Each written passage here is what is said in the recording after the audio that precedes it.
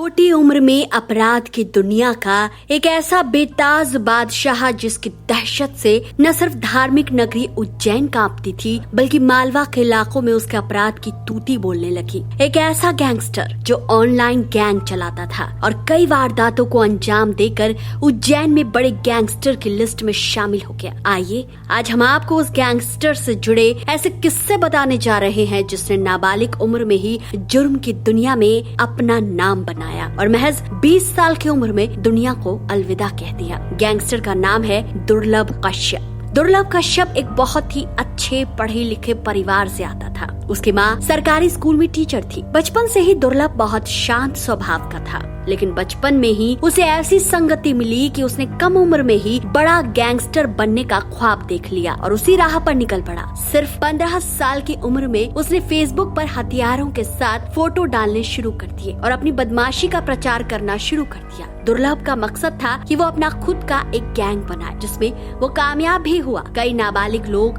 उसके साथ जुड़ते चले गए। दुर्लभ कश्यप का फेसबुक पर स्टेटस था कि वह कुख्यात बदमाश, हत्यारा और अपराधी है। कोई सा भी विवाद हो, कैसा भी विवाद हो, उससे संपर्क करें। टीनेज में ही उसे अपराध करने का शौक चढ़ गया था। सोशल मीडिया पर उसके स्टाइल और पर्सनालिटी से प्रभावित होकर टीनेजर और यूथ उससे जुड़ने लगे। दुर्लभ कश्यप की फैन फॉलोइंग हर उगते सूरज के साथ बढ़ने लगी। लोगों का साथ पाकर वो और मजबूत होने लगा।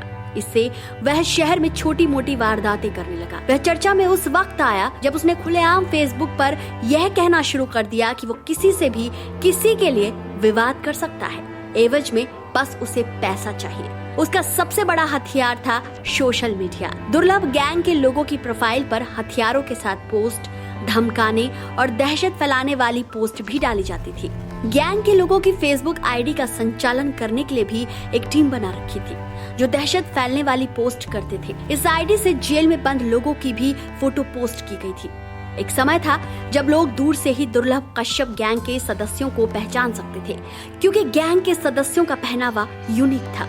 दुर्लभ हमेशा अपने कपाल पर गोल टीका, आंखों में काजल और गले में काला कपड़ा डालता था। गैंग के सभी सदस्य इसी तरह रहते थे। इस कारण वो अपनी पर्सनालिटी और लाइफस्टाइल के कारण चर्चित रहता था। गैंग एक कॉर्पोरेट कंपनी की तरह काम करता था। गैंग के इसी ड्रेस कोड और स्टाइल के कारण यूथ्स और टीनेजर फैन होने लगे और धीरे धीरे गैंग का खौफ और अपराध बढ़ने लगा। दुर्लभ कश्यप बाबा महाकाल का परम भक्त था। यही नहीं, उसके गैंग के बाकी सदस्य भी बाबा महाकाल को बहुत मानते थे। 18 साल की उम्र में उसके खिलाफ 9 केस दर्ज हो गए थे। वह जेल से भी गैंग चलाता रहा। उसके गैंग के लोग उज्जैन में अपराध का झंडा बुलंद करने में लगे हुए थे। इस दौरान उज्जैन ही नहीं बल्कि आसपास के क्षेत्रों में उसके नाम का डंका बजने लगा। एक समय ऐसा आया जब दुर्लभ पुलिस की आंख की किरकिरी बनने लगा। 27 अक्टूबर 2018 में दुर्लभ को उसके 23 साथियों के साथ पकड़ा गया। उस समय वो नाबालिग था। उसे चाइल्ड ऑब्जर्वेशन होम में भेजा गया। वह बालिग हुआ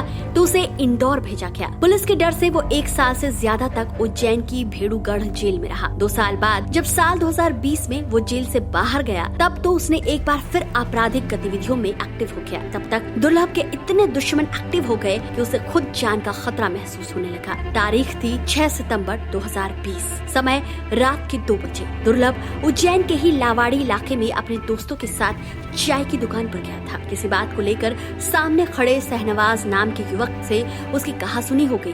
महज छोटी सी बात पर दुर्लभ ने शहनवाज पर गोली चला दी। गोली शहनवाज को नहीं लगी, उसकी गर्दन के पास से होकर निकली। इसके बाद शहनवाज के साथियों ने दुर्लभ को घेर कर चाकू से गोद दिया।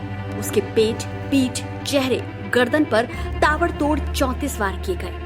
इस दौरान दुर्लभ के दोस्त उसे छोड़कर भाग गए थे। उसकी बॉडी पुलिस को खून से लथपथ मिली थी। दुर्लभ कश्यप की मौत को 1 साल भी नहीं बीता था, उससे पहले ही उसका मुखिया हत्यारा शहनवाज सलाखों से बाहर आ गया था। कोर्ट ने सेल्फ डिफेंस के पक्ष को मजबूती से माना था। इसके अलावा दुर्लभ के कुछ हत्यारों का मकान नगर निगम की टीम और पुलिस ने ध्वस्त किया था। इसके अलावा दुर्लभ के एक हत्यारे सिराज बाबा उर्फ सिराजुद्दीन की जेल में मौत हो गई थी। जिस समय दुर्लभ की हत्या हुई उसी समय मौके वारदात पर उज्जैन का आधा पुलिस फोर्स पहुंच गया, क्योंकि मामला काफी सेंसिटिव था।